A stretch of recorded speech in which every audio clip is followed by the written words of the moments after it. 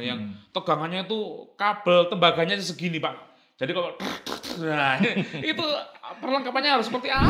Ada dua penyebab gangguan. Jadi yang pertama preventif. Itu gangguan atau padam dikarenakan pemeliharaan atau direncanakan padamnya kapan ya, hari apa jam berapa. Untuk limit maksimal masih di 1 juta. Wah. Contoh 1 juta. 1 juta. Misalnya kayak saya gaya-gaya 2 juta Mas masukkan nggak bisa? Usia tua namanya. Lebih dari 10 tahun. Nggak usah lihat saya tuanya, Pak ya. Yang bawa truk, Pak. Bawa truk. Oh, bawa truk. Truk besar itu. Iya. Kalau Bapak nanti misalkan lewat, ada truk biru yang itu untuk ngangkut sampah. Untuk ngangkut sampahnya itu ya. Sama ranting sama pohon, ranting dan sebagainya. Jadi tiap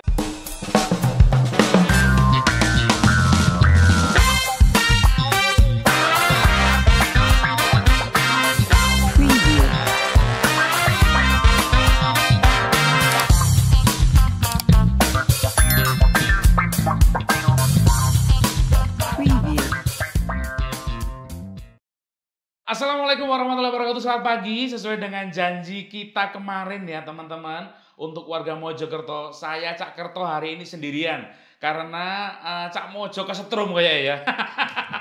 Tapi nggak masalah. Saya ucapkan selamat datang. Assalamualaikum buat Bapak Agus Widodo, manajer unit pelayanan Mojokerto. Selamat pagi. Assalamualaikum. Waalaikumsalam. Alhamdulillah sehat Pak ya. Siap. Terima kasih. Sehat. Pak Agus Widodo ini alhamdulillah sudah mau datang dan kita akan ngomongin soal K3. Pak Agus Widodo, K3 itu sebenarnya apa sih, Pak?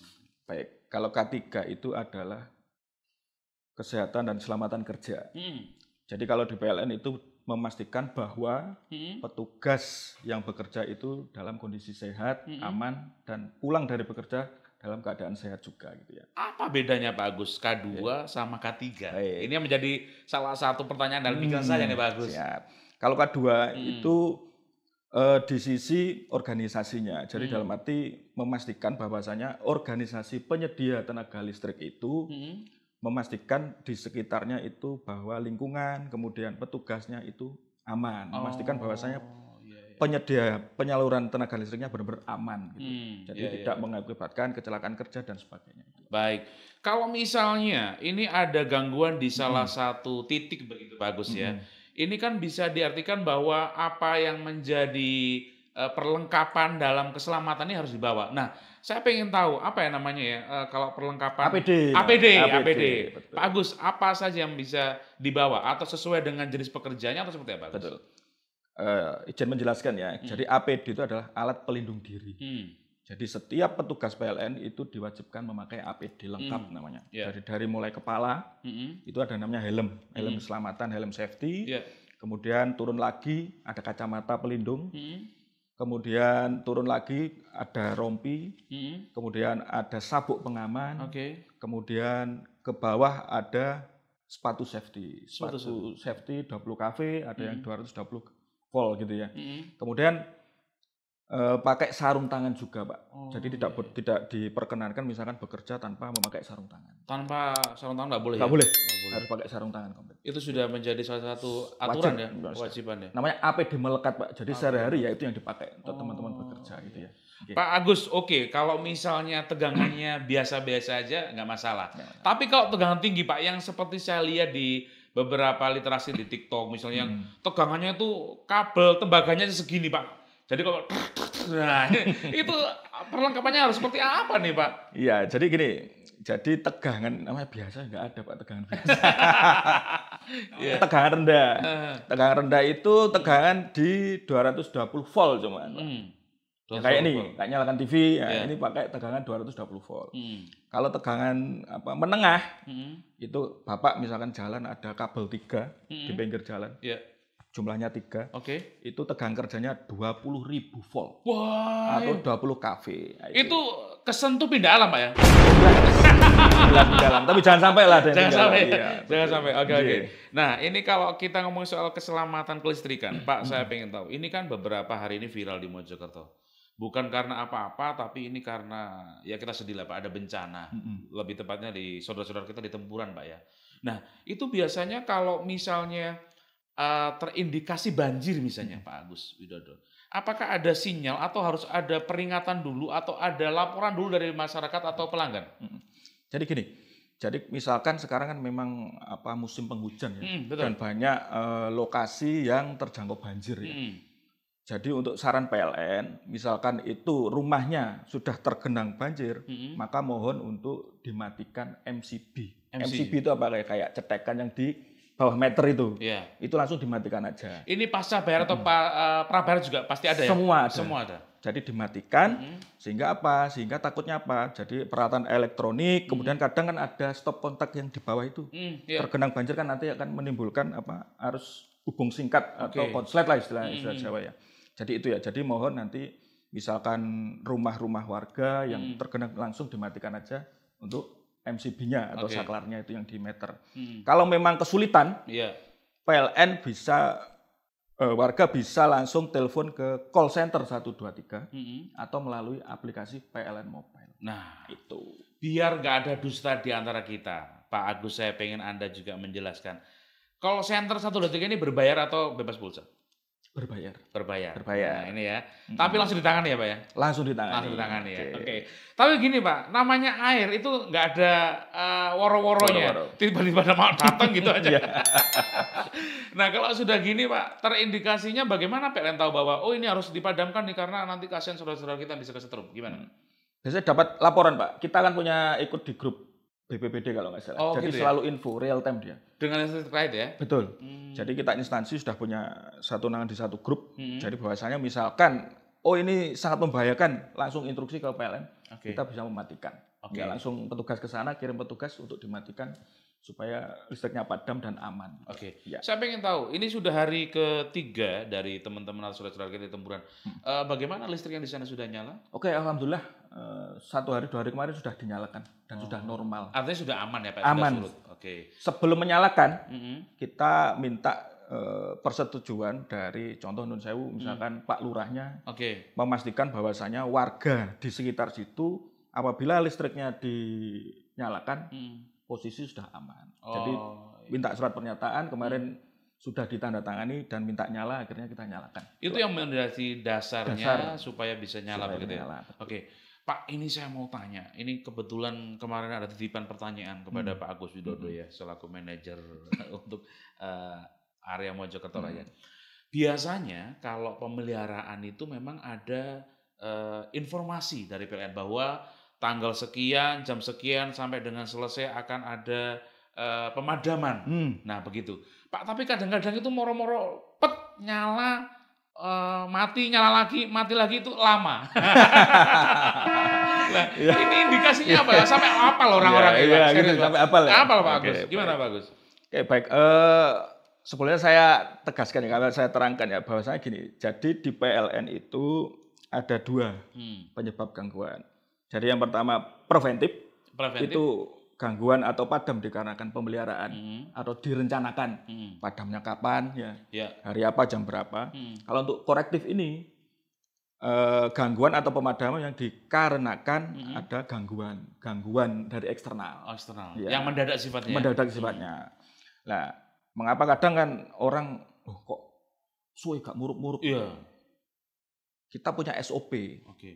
Jadi tidak serta-merta misalkan padam langsung dimasukkan, itu enggak. Jadi kita masuknya bertahap Pak, ada step by step, namanya section Pak.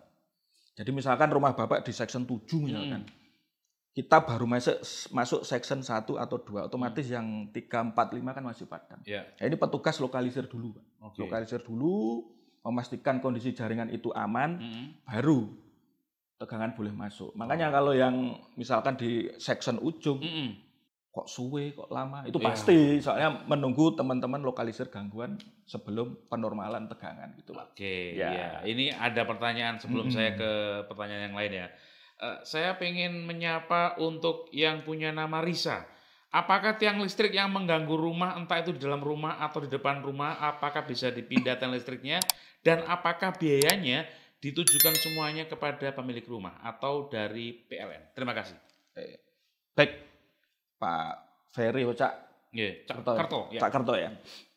Kami sampaikan ya, kalau memang di rumah Bapak atau Ibu itu ada tiang listrik.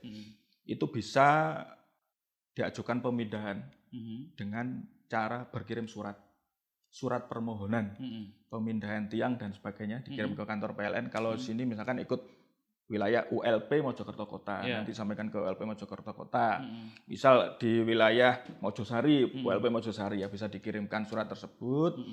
Nah, nanti PLN akan melakukan survei, Pak. Melakukan survei. Tinjau ke lokasi, ke lapangan. Iya.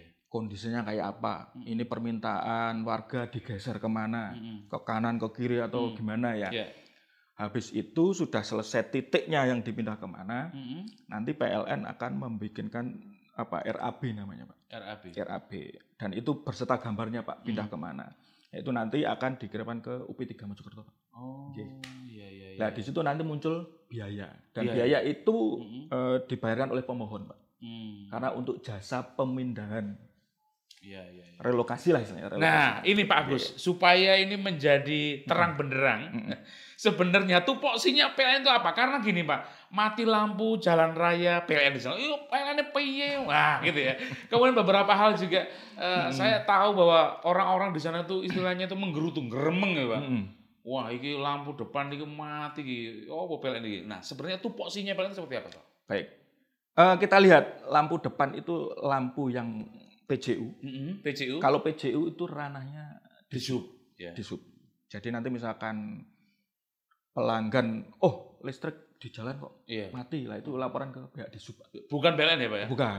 Cuma kadang banyak laporannya masuk ke PLN mobil, itu laporannya PJU. Jadi nanti kita bisa arahkan ke pihak Disub. Nah, tupoksinya dari dari PLN sendiri itu seperti apa Pak? Apakah dari memang menyediakan listrik dari arus atas itu langsung sampai ke rumah aja, sampai meteran mentok atau sampai instalasinya gimana? Baik. Jadi untuk PLN Pak, jadi untuk kontraknya ke pelanggannya.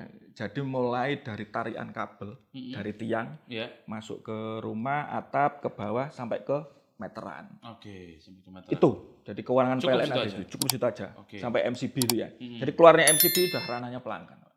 Iya. Terus kalau Pak Agus, instalasinya dari misalnya saya punya rumah baru nih, saya pasang baru di PLN, kemudian sudah dipasang, dari semua alat-alatnya yang harus ber-SNI, apakah memang dari instalatornya atau instalasinya saya harus ke PLN atau PLN menyediakan atau merekomkan? Jadi gini, pelanggan bisa langsung buka di web ESDM DJK, Pak. Itu ada. Jadi di situ ada nama instalatir. Sudah dikelompokkan kalau nggak salah. Sudah punya sertifikat. Ada kalau nggak salah ada 80-an. Nah, itu nanti bisa memilih pelanggan. Pakai instalatir mana gitu. Nah, itu nantinya bisa merekom bahwasanya nanti pakai kabel sekian, kemudian mereknya sekian, yang baik yang mana itu. Namanya LIT, Pak. Lembaga Inspeksi Teknik. Itu yang menentukan itu nanti. Saya ke beberapa komentar ini Pak Agus. Silakan. Izin mau tanya Pak, kalau tiba-tiba lampu mati tanpa sebab di tengah malam, apakah bisa merbaikinya atau tunggu pas di jam kerja? Terima kasih. Dari Yahrotul Yuhri. Terima kasih. PLN tidak ada libur, Pak. 24 jam. Artinya gajinya gede ya Pak Lanya? Iya. Jadi 24 jam full untuk pelayanan pelanggan. Jadi kalau memang tiba-tiba jam 12, jam 1 padam, langsung aja ketik di PLN mobil, lapor gangguan. Nah, ini Pak Agus, saya mau singgung lagi. Katanya lama aduannya kalau di PLN mobil. Lama, kemudian ada yang mencoba datang ke kantor juga harus sesuai dengan prosedur. Harus lewat mobil PLN mobil. Nah Pak, ini kenapa sih kok bisa lama Pak? Baik, jadi PLN sekarang kan punya program inovasi satu layanan dalam genggaman di aplikasi PLN Mobile. Jadi di situ misalkan Bapak, Ibu ada gangguan, langsung saja dilaporkan lewat aplikasi itu PLN Mobile. Jadi istilahnya sudah digitalisasi. Jadi itu ya. Jadi mengapa kok lama? Karena WO.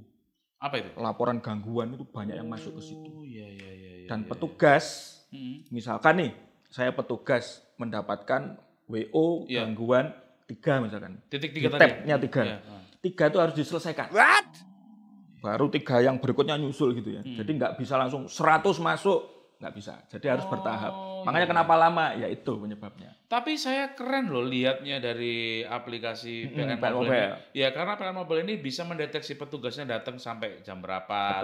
Bisa Pak? Bisa. Itu harus bisa ya? Jadi tertera jelas ya. Misalkan laporan tanggal berapa, direspon jam berapa, diselesaikan jam berapa. Muncul di situ ada statusnya semua. Oke. Jadi WO tadi lambat karena memang nggak bisa langsung misalnya 50 orang langsung ngaduan nggak bisa. Jadi harus antri bos, antri. Ya. Nah ini juga saya pengen tanya Pak Agus. Ada lagi dari Avin_Avet D4. Izin mau tanya, apa perlu stafol untuk mengatasi rumah yang memiliki banyak peralatan elektronik tapi watt listriknya kecil? Pak Agus. Oke. Kalau watt itu identik dengan daya ya.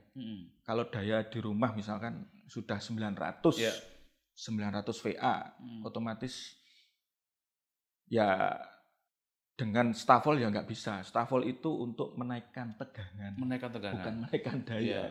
Kalau menaikkan daya ya tambah daya Pak. Misalkan ke 900 naik ke 1300 itu.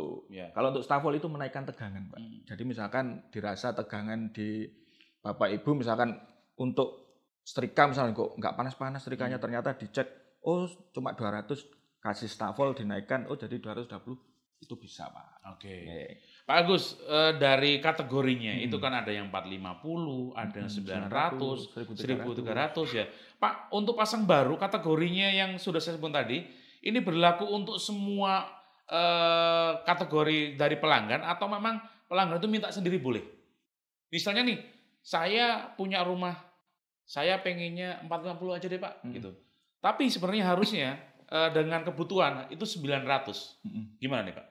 Nah, kalau untuk permintaan pasang baru, misalkan pasang baru, itu sesuai dengan pelanggan, konsumen. Pelanggan. Gitu ya. Cuma untuk yang di 450, itu di NIK Bapak, itu harus terdaftar tidak mampu. Bapak mau tidak mampu. Ini nggak enak nih Pak Agus. Saya sudah curiga nih ngomongin NIK berarti sesuai dengan ketentuan KTP elektronik kita.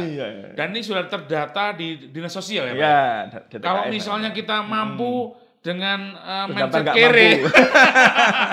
Daftar nggak mampu ya? Nggak bisa Pak ya? Nggak bisa ya?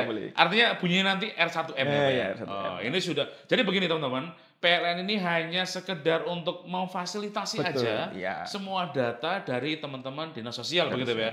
Kita nggak bisa serta-merta bahwa kita kayak raya mintanya 450 nggak bisa. Karena datanya ada Pak ya. Oke. Nah Pak, ini saya pengen tahu juga Pak. Kalau misalnya dari mulai pukul 17 sampai 18 ini kenapa sih Pak?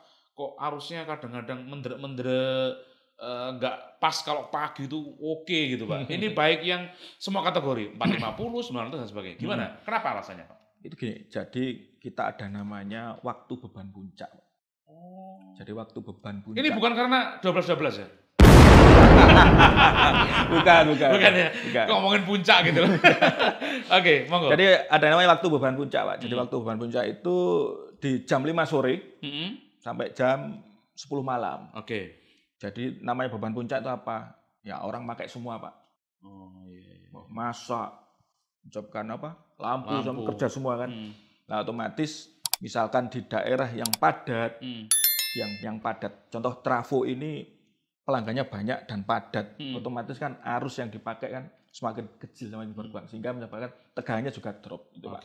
Siap. Jadi apa Pak? Misalkan nanti ada keluhan pelanggan drop atau misalkan tegangannya kok mendrip lampuku, mendrip, monggo nanti bisa laporan ke PLN. Gitu baik. Nanti bisa kita tindak lanjuti. Gitu. Kita ke IG lagi Pak Agus.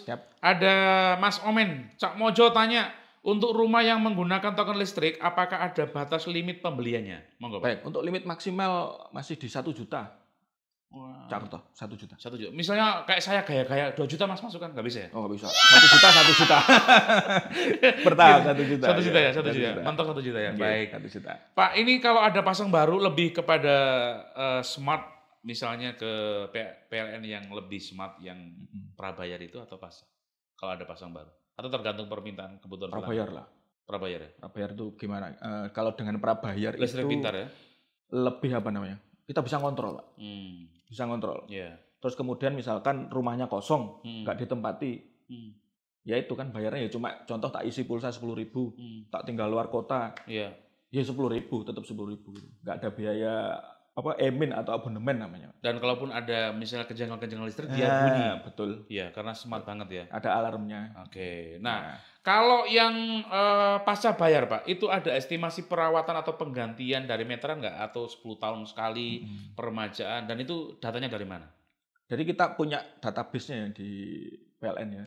Jadi mana-mana meter prabayar yang usia tua namanya. Jadi lebih dari 10 tahun. Nggak usah lihat saya tuanya Pak ya. Sudah. Sudah. Yeah. Jadi yang 10 tahun ke atas kita lakukan penggantian Pak. Jadi gratis. Kita sudah punya program gratis. Gratis. Kalau ada yang memungut, segera laporkan aja. Oke. Ini kan PLN kalau yang pasca bayar itu ada pihak ketiga, bukan dari PLN. Artinya PLN menggandeng untuk petugas yang mencatat meteran pasca bayar. Betul ya Pak ya? Betul. Kita sepakati dulu ya. Oke. Nah, kalau misalnya orang itu biasanya nitip Pak, diperbolehkan apa enggak sih Pak? Nitip ke petugas tadi. Nitip bayar. Mas aku nggak bisa bayar ya. Aku nitip, diperbolehkan apa? Jangan. Tidak boleh. Tidak boleh. Jangan. Takutnya apa? Disalahgunakan oleh petugas. Jadi langsung aja misalkan sebelum periode tanggal 20 per tiap bulannya, langsung aja pakai PLN Mobile bayar atau lewat apa Indomaret dan sebagainya itu bisa Pak. Oke. Jadi nggak perlu istilahnya nunggu ditagih, Pak nitip jangan. Jadi usahakan bayar sendiri. Bayar sendiri. Soalnya takutnya apa? Disalahgunakan oleh petugas. Baik Pak, saya sebelum ke komentar-komentar di Instagram dan juga TikTok, saya pengen satu pertanyaan Pak Agus. Pak Agus, kalau kita ngomongin soal keselamatan, tadi petugas ya di K3-nya. Pak, keselamatan sendiri kelistrikan di orang-orang awam seperti saya, yang tidak tahu menahu soal listrik, apalagi saya pernah kesetrum sampai tangan saya dulu sampai luka segini. Itu seperti apa yang harus disiapkan ketika membenerin misalnya listrik nyambung kabel, misalnya benerin TV yang rusak, yang ada colokannya itu. Terus juga yang sekarang saya tahu ya di beberapa tempat rumah budi saya itu, satu colokan itu kayak susun bertingkat 10 Pak. Diperbolehkan apa tidak? Kalau bersusun itu jangan, enggak boleh. Takutnya apa? Panas Pak. Tumpuannya panas sehingga nanti menyebabkan terbakar ya, bisa terbakar itu. Jadi gini, saran dari kami, misalkan untuk apa supaya pas dandan istilahnya pas perbaikan di rumah aman, minimal pakai alas kaki lah. Pakai sendal, pakai sepatu ya. Pakai sendal, pakai sepatu ya sebelum melakukan perbaikan. Kemudian yang kedua pastikan tegangan. Tegangan tuh gini kan nyala berarti ada tegangan. Ya. Matikan dulu di bawah meteran itu. Dicetekan lah USB-nya, dicetekan, dimatikan. Kalau sudah mati, baru Bapak bekerja. Dimatikan itu lebih aman lagi apakah sekringnya dicepot? Boleh, kalau masih pakai sekring yang diinstalasi, dicopot aja. Masukkan saku, lebih aman. Kalau taruh situ bahaya kayak saya. Nyalakan nanti Bapak. Suruh yang datang ya. Jadi dilepas ya Pak ya? Dilepas. Itu sudah aman Pak? Aman. Nah Pak, saya juga pengen tahu, harus ada edukasi nih Pak Agus. Pak Agus itu ada dua kan? Ada yang massa, ada yang setrum kabelnya itu Pak. Kalau jangan bilang ada pasa ya? Pasa. Kalau bahasa kita setrum. Ini kabel setrum, ini kabel massa gitu ya. Pak, ini katanya kalau satu dipegang, satunya dilepas, ini nggak akan bisa kesetrum gitu Pak? Satu dipegang, satu dilepas. Ya, misalnya pegang setrum aja, nggak akan kesetrum. Kalau yang massa aja nggak kesetrum. Betul Pak? Betul. Jadi gini, jadi kalau di PLN, bahasa PLN, jadi ada namanya fasa dan netral Pak. Fasa dan netral. Jadi kabel dua itu kan, fasa dan netral. Kalau di arus DC kan positif, negatif atau massa lah bahasanya bengkel ya, massa. Dan untuk fasa ini mengapa kok kadang orang misalkan pegang gitu kan, pegang fasanya tak pegang, kemudian netralnya pegang langsung kesetrum gini. Soalnya dia ada loop ya namanya, atau beda potensial, terjadi beda potensial, ada lingkaran. Jadi otomatis kita ya jelas kesetrum Pak, gak mungkin, pasti kesetrum. Walau pakai alas kaki. Soalnya ada loopnya tadi ya. Iya. Ini jadi edukasi juga buat kita semuanya. Selama ada loop tadi, itu pasti kita kesetrum. Kalau pegang dua-duanya, kalau satu aja enggak. Ya, ini keren ya, saya baru tahu. Tapi tetap saya nggak berani. Jangan.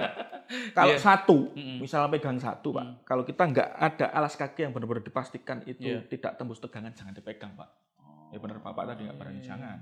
Pak, kalau misalnya kita nggak tahu nih, arusnya kan nggak kelihatan nih. Jadi yang namanya listrik itu kayak rindu ya. Dia itu nggak bisa dilihat tapi bisa dirasakan. Pak, kalau gitu, ketika kita ada di jalan raya, pas ada kabel ngepas atau apa, pas ada setrum itu apa yang harus kita lakukan? Harus loncat-loncat kah? Harus jarak kaki kita harus nempel gini saat menghindari itu atau gimana? Ketika ada tiang mungkin yang terkelupas atau ada arus yang di situ. Lebih baik ini saran yang baik. Misalkan, oh kita tahu ini ternyata ada apa? Listrik percikan dan sebagainya. Mending menghindar aja. Terus lapor ke PLN Pak, wis pasti aman itu sudah. Itu aja. Jangan mengambil tindakan yang sangat berisiko. Mending diam aja, pastikan bahwasanya area tersebut memang area yang bertegangan. Mending diam aja atau mundur lagi lah, mundur dan laporan ke PLN aja biar diamani oleh petugas. Itu lebih aman. Oke. Pak Agus, di sini saya ingin penekan bahwa memang sebenarnya dari pelanggan sendiri tidak boleh serta-merta untuk membuat titik, misalnya begini, di kamar belakang itu masih belum ada stop kontaknya untuk titik listriknya. Kita sebagai orang awam atau pelanggan tidak boleh serta-merta untuk, kalau nggak ngerti ya, mengambil dari arus utama terus mindan gitu nggak boleh Pak ya? Nggak boleh. Itu harus instalator. Instalator ya harus begitu ya Pak ya. Karena takutnya nanti membahayakan. Membahayakan. Gitu ya. Ya. Baik. Saya ke beberapa komentar kembali Pak Agus, mohon izin. Ini dari Riz_Ramadhani 09. Bagaimana PLN memastikan keamanan dan keandalan pasokan listrik? Apakah teknologi dan sistem yang digunakan? Terima kasih Mas Riz. Pak Agus. Oke. Jadi untuk memastikan pasokan keandalan listrik, kita sudah punya tim, Pak. Itu namanya tim Yantek, Pak. Jadi tim Yantek itu terdiri dari ada tim inspeksi, kemudian regu pemeliharaan. Jadi tim inspeksi itu tim yang hari-harinya keliling, Pak. Oh, mobile. Iya. Jadi dia sudah punya TO, misalkan nun sewu jaringan mana ini? Mereka jaringan arah Suko. Itu yang harus diinspeksi tuntas, Pak. Jadi dia keliling, liatin jaringan itu. Oh ini ada temuan, masukkan. Jalan lagi, ada temuan, masukkan. Nah, itu nanti sudah terbukukan istilahnya, termonitor di database. Nah, habis itu regu pemeliharaannya datang. Eksekusi tim kedua tadi ya? Tersebut. Itu. Jadi ada namanya regu pemeliharaan, Pak. Jadi misalkan ada titik, titik A ini rusak perlu pembetulan. Ini tugasnya ada tim regu pemeliharaan ini, Pak. Jadi istilahnya program kerja kita yang memang untuk menjaga keandalan pasokan listrik itu, Pak. Baik. Ya. Saya ke Alfi Mubarok. Bagaimana peran PLN dalam mendukung program pemerintah untuk mengurangi emisi karbon dan mengatasi perubahan iklim? Oke, baik. Jadi kita ya mungkin Karto sudah tahu ya, awal kompor induksi. Oh iya, kompor induksi. Ya. Monggo nanti yang misalkan masih yang masih pakai gas dan sebagainya, monggo beralih ke kompor induksi. Kemudian kita untuk sarana motor listrik, kemudian mobil listrik, kita sudah menyediakan SPLU dan SPKLU. Apa itu? Untuk pengisian BBM-nya. Oh, pengisiannya. Iya. Nggak usah khawatir. Bapak punya uang, beli aja mobil listrik, motor listrik.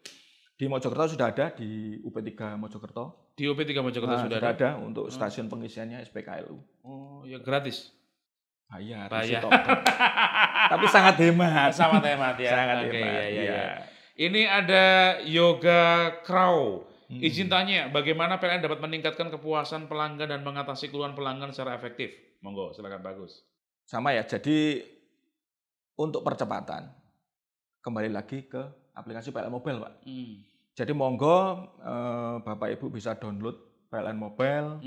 Nanti di situ banyak menu-menu, baik itu terkait keluhan pelanggan, gangguan pelanggan, isi token, pasang baru, kemudian pesta, misalnya pesta itu apa?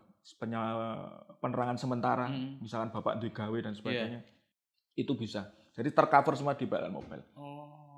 Kemudian satu lagi ada produknya yang Icon Plus Internet, Pak. Itu ada. Internet ya. Ini internet ini juga kalau misalnya saya pengen bahas, kemarin juga ada titipan. Saya ini kebetulan kalau ngopi pasti ada titipan buahnya, Pak. Tergantung dari siapa narasumber saya. Gini Pak Agus, Pak, soal internet itu katanya kalau di dalam satu titik itu tidak ada 10 maka tidak akan terlayani. Seperti yang namanya area coverage. Kenapa itu Pak, kok gitu Pak? Jadi di situ kan ini sebenarnya kan domainnya Icon Plus ya. Oh iya. Jadi kita ada namanya Icon Plus yang ngelola di sisi jaringan internet ya. Jadi misalkan Bapak mau pasang baru, masukkan aja di PLN Mobile. Nah di situ langsung muncul. Jadi area-area mana yang tercover gitu Pak.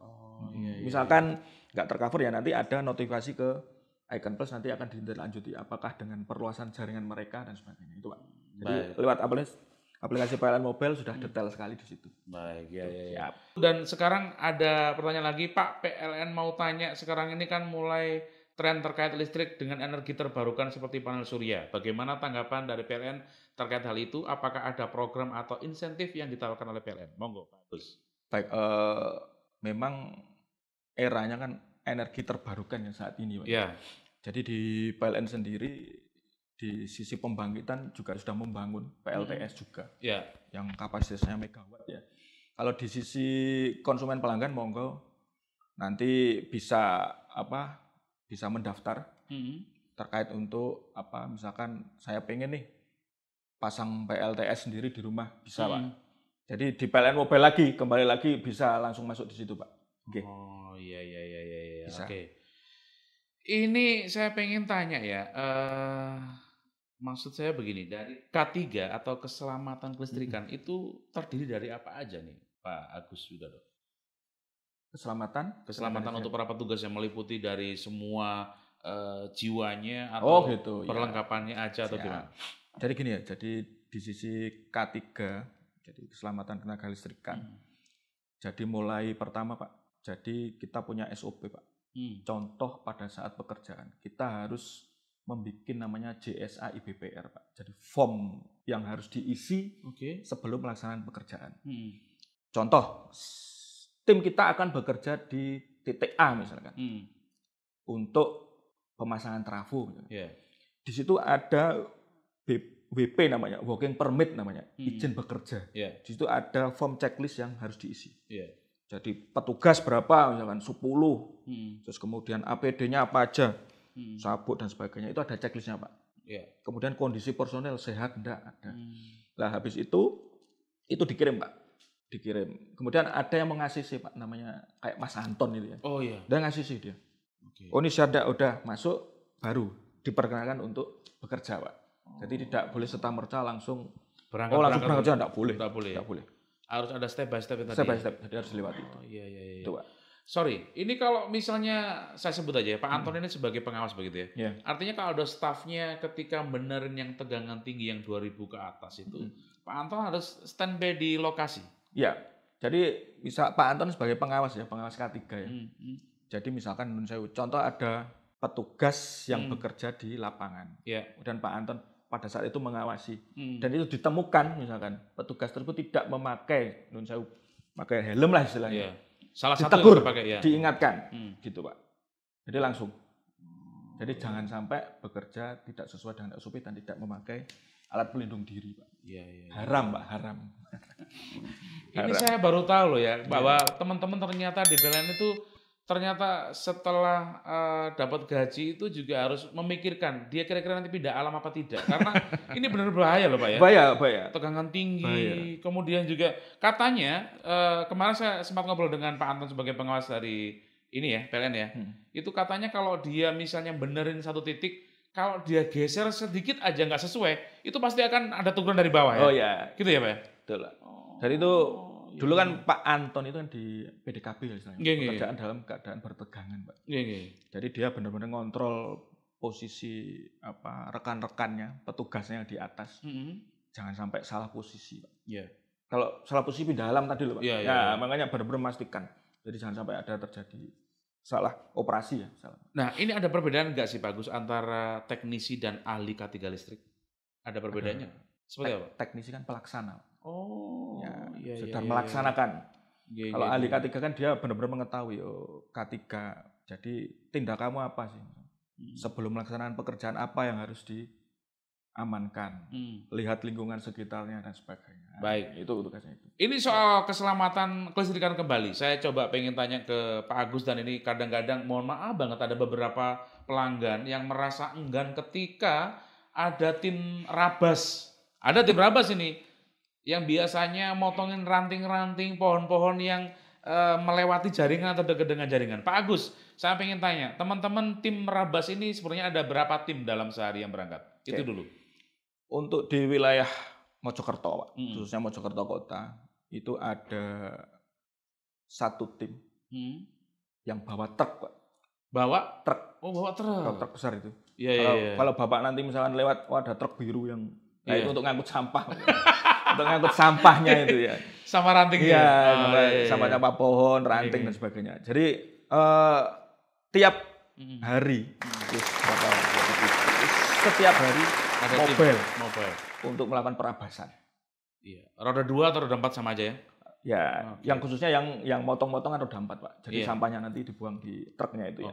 Jadi itu ya. Jadi misalkan ada warga yang nggak berani potong pohon, langsung infokan aja, Pak. Caranya aman berapa sih, Pak? Gimana? Cara amannya berapa? 3 meter, Pak. 3 meter. Itu yang pertama. Yang kedua, jangan shock ya. Gratis sama bayar? Gratis. Sangat gratis, tidak pungut biaya. Langsung, fair. Gratis ya, Pak ya? Gratis. Soalnya apa? Nitip aja ya. Jadi misalkan nanti di depan rumah Bapak Ibu ada pohon yang sekiranya nempel di kabel jaringan atau mendekati, segera infokan aja. Baik. Harus segera dipotong. Itu kalau soal rabas. Misalnya kalau saya keberatan nih Pak, karena pohon saya ini kebetulan mahal ini ya. Kalau ranting yang dipotong saya rugi banyak nih. Cengkeh saya ini mau panen nih Pak. Apa yang dilakukan teman-teman PLN? Pasti ada negosiasi, Pak. Nggak serta-merta. Main potong ya? Nggak serta-merta langsung potong. Izin dulu pasti itu SOP-nya itu, Pak. Jadi kita cari win-win solusi. Misalkan nego alot nggak ketemu. Ya gimana caranya PLN? Biasanya kita yang misalkan itu konduktor atau kabelnya itu telanjang, nanti kita kasih cover, diselongsongi lagi biar aman. Nah terkadang orang-orang yang punya pohon produktif itu biasanya biasanya merelakan atau mengizinkan pohonnya dipotong itu setelah panen. Pak, ngenteni panen naik. Kok potongan gak apa-apa. Biasanya gitu. Ya. Ini menjadi sebuah jawaban ya, artinya bahwa tidak serta-merta teman-teman rabas ini main potong aja. Ada izinnya ke pelanggan. Betul. Begitu ya. Pak, jangan kaget. Di Mojokerto, terutama di 18 kecamatan ini, Pak Agus, kalau jenengan lihat di beberapa tempat sawah, itu ada pelanggan, saya nyebutnya nggak nyebut namanya aja, karena ini Pak D saya. Sawahnya itu dikasih lampu, dikasih setrum, biar saudara saya tikus-tikus itu nggak ke situ. Pak, ini diperbolehkan apa nggak sebenarnya? Kalau misalnya sawah dikasih listrik, takutnya nanti wong-wong pas nggak sengaja ke situ, beda alam. Gimana, Pak? Ya karena dari kami menyarankan jangan, karena membahayakan dari keselamatan umum, Pak ya, masyarakat sekitar ya. Karena kan listrik kan nggak kelihatan, Pak. Roe kabel tapi ono kan nggak kelihatan ya. Tahu-tahu dipegang. Cuman ada tandanya lampu merah aja Pak Agus, tapi tetap nggak diperbolehkan. Nggak boleh, jangan. Ini untuk pengusir tikus, apapun alasannya. Apapun alasannya, nggak boleh. Oh iya. Pak D, jebolan Pak D, delok wonge. Membahayakan. Iya, membahayakan, nggak boleh. Siap. Jadi semua area yang membahayakan di sawah, di pasang listrik juga nggak boleh ya. Baik, saya ke beberapa pertanyaan lagi, Pak Agus. Ini bagaimana cara menghitung tagihan listrik PLN? Yang pertama.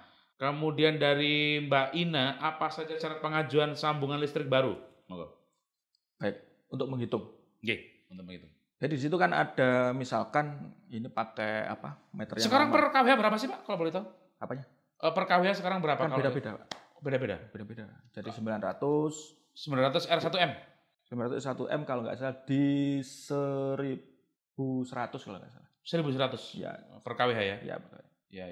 Nanti ada kok, ada tabel resminya di tiap ada perubahan tarif itu ada surat dari edaran dari pusat. Ya, namanya TDL, Pak, tarif dasar listrik. Oh, tarif listrik. Baik.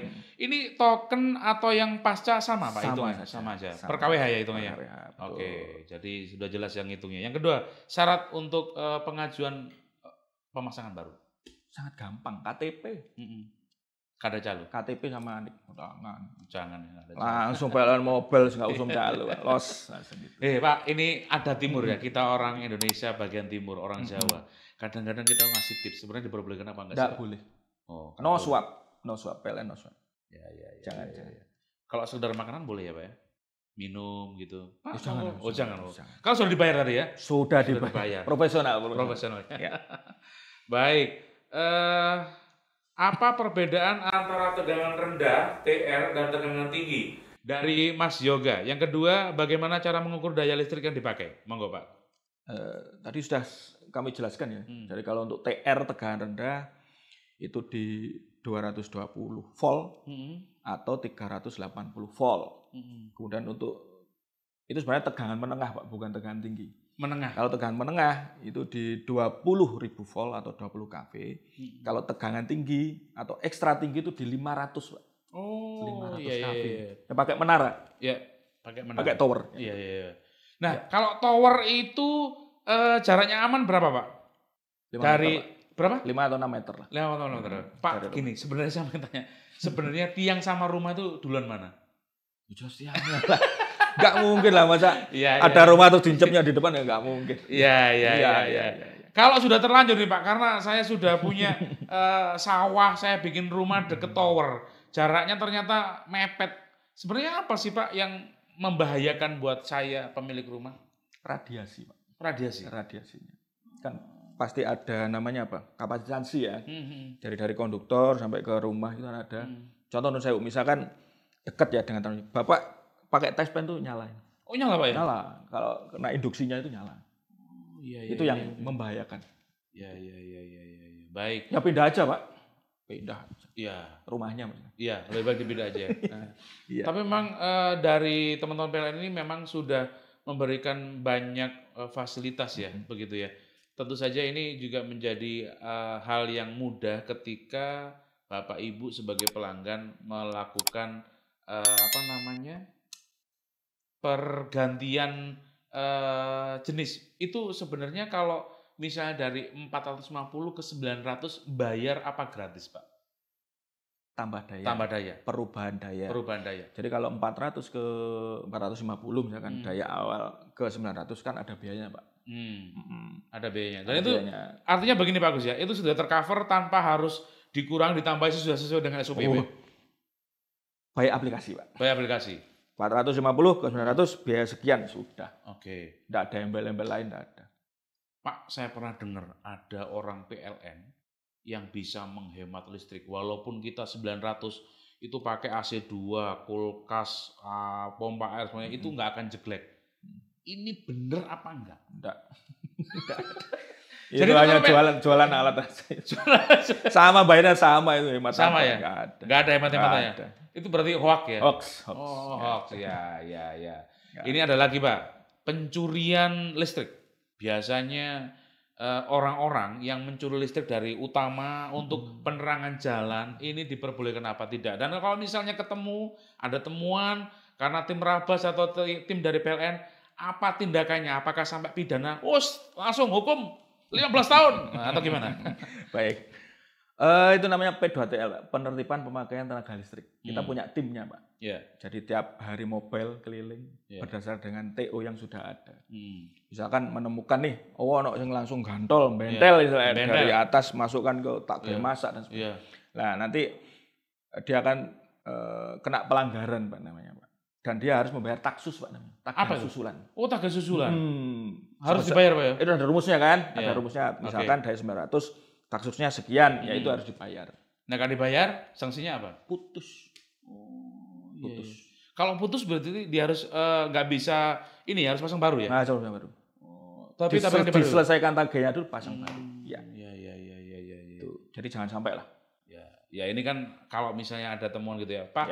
Kalau untuk kabel-kabel dari PLN yang lewer-lewer itu Pak, itu kalau misalnya kita mau bantu, itu kita harus foto dulu, menunjukkan lokasinya, terus langsung dikirim ke PLN Mobile atau gimana? Karena ada beberapa yang menggelantung gitu loh Pak, membahayakan. Itu harus gimana itu kalau misalnya ada pelanggaran? Banyak laporan yang masuk di keluhan atau gangguan di PLN Mobile. Jadi sama. Jadi orang-orang tersebut ngirim langsung foto, nanti dimasukkan ke laporan PLN Mobile, keluhannya apa, lokasinya mana dan sebagainya, nanti segera tindak lanjut tim kita. Baik. Kalau untuk peremajaan di PLN Indo Pak, itu berapa bulan sekali? 1 bulan sekali, 3 bulan sekali? Peremajaan apa?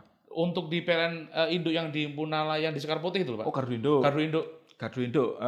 Jadi dia ada pemeliharaan Pak, sama seperti kita. Ada 6 bulanan, 3 bulanan, triwulan dan sebagainya. Dan itu tercover terjadwal ya Pak? Ya. Sama Pak, kerjanya terjadwal, terschedule. Selama ini pasokannya aman Pak Agus? Aman, sangat aman. Untuk Nataru juga aman ya? Aman, dipastikan aman. Ya, luar biasa. Bisa tahun baru dengan iya. Yang penting doakan aja cuaca ya. Iya. Cuacanya aman, misalnya bersahabat, insya Allah pasokan listrik kita aman. Ada nggak Pak di Kabupaten Mojokerto yang masih belum terjangkau oleh listrik, jadi mereka harus pakai panel surya?